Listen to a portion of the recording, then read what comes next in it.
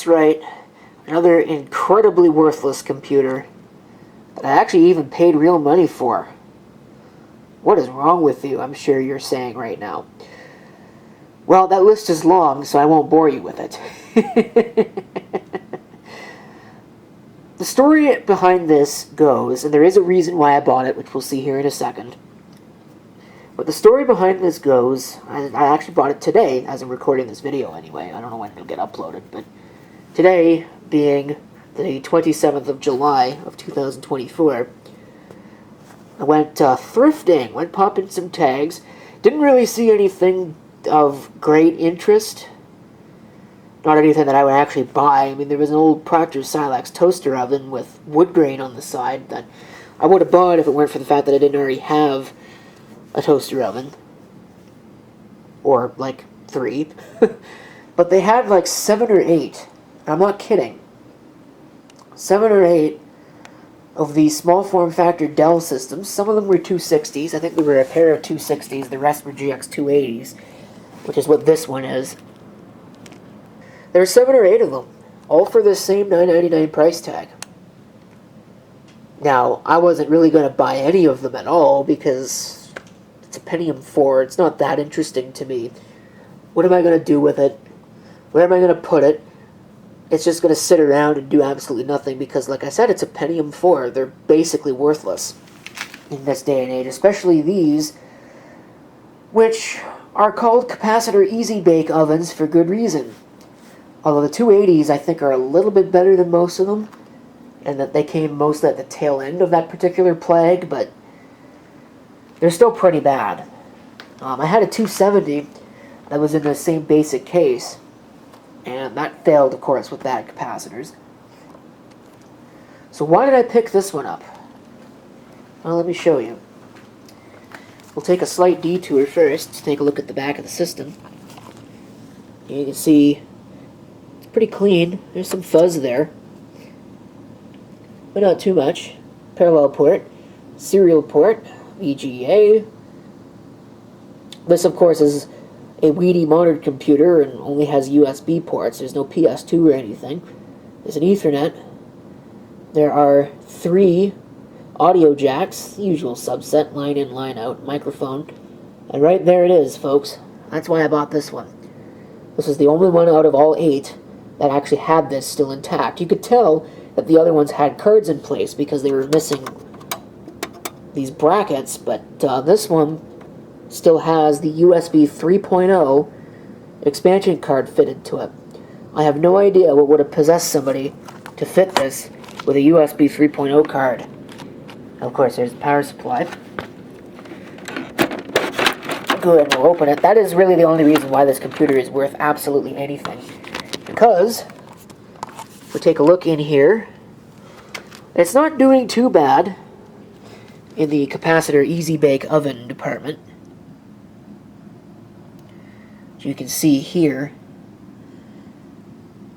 they're mostly okay, but there is one bulging one, and I think that one right there is bloated. At least it looks like it, and I think there's probably another bloated one underneath that power supply. This card requires power.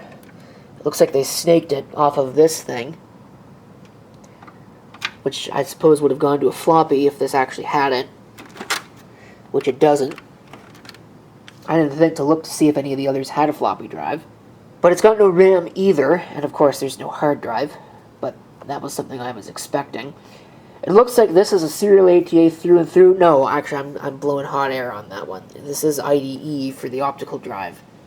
Probably because it has basically no choice, but serial ATA for the hard drive, and again, you get no choice. That's basically the only option you got.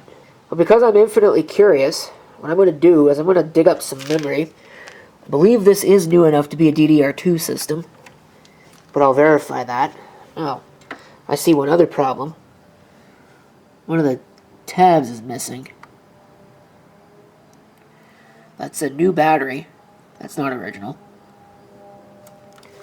So that might put the brakes on this. I'll probably pull out this expansion card because it really doesn't need it. And that being broken is certainly likely to put the brakes on my keeping this machine, which is not your invitation to go into the comment section and ask for it, because I'm not going to do that for love nor money. So I will find some RAM to put in this. I have my bag of RAM over there, and then we'll power this thing up, see if it does anything interesting. Okay, I brought it over here. I went ahead and I dug up some RAM for it. It is a DDR2 system, so what I dug up is 1 gig of PC2 4200. It's not very good stuff, but of course this isn't a very good system. It's not really worth putting a whole lot of RAM into anyway. Hopefully it doesn't decide to go boom when I plug it in. I've had a fair few computers do that lately. The light's dimmed quite impressively.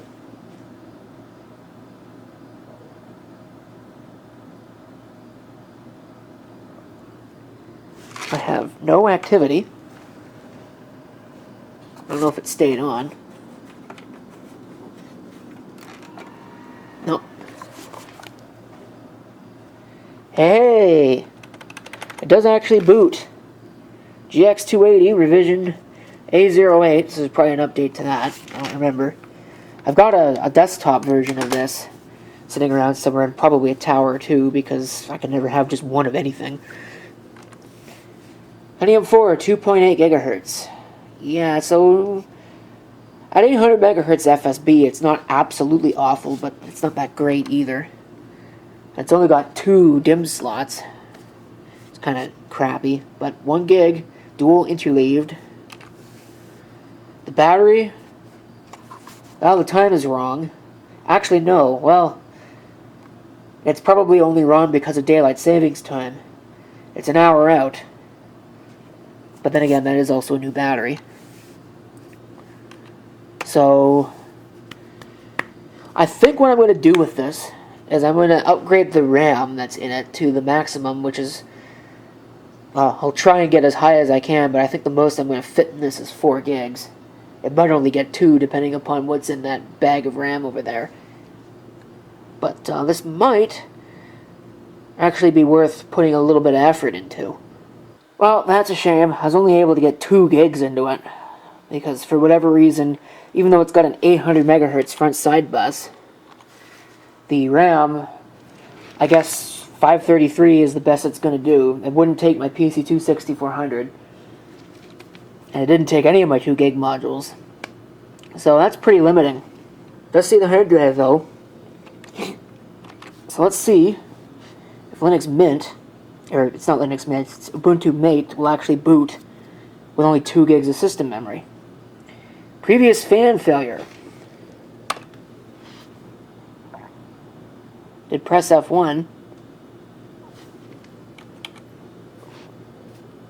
I did press F1.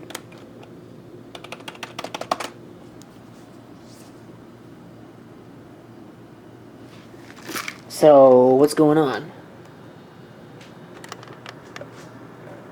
Other than nothing. There's the event log. Not much logged in its time of existence. Lots of memory size changes. That right there is probably when they busted it. And of course tonight. Not sure what that fan failure is all about, but I don't think this is going to boot. I think that must have been set up with a GPT partition table, and of course this thing doesn't have any idea how to handle that. So I think that's it. My camera battery is about to die, so I'm not going to do anything else with this. So there's your mostly worthless Dell Pentium 4 piece of crap thing that I guess I didn't pay an arm and a leg for. And I'll probably make back that money that I did pay just from this one video, but I don't know why I bothered. Actually, I do know why I bothered. This USB card ought to come in handy for something. Even if it is just a generic, cheap piece of junk. It's even got an internal port. That's actually kind of nice. Whether or not I can find something with a small form factor slot to put that in, that's another story entirely, but I'm sure I'll find something at some point that can go into.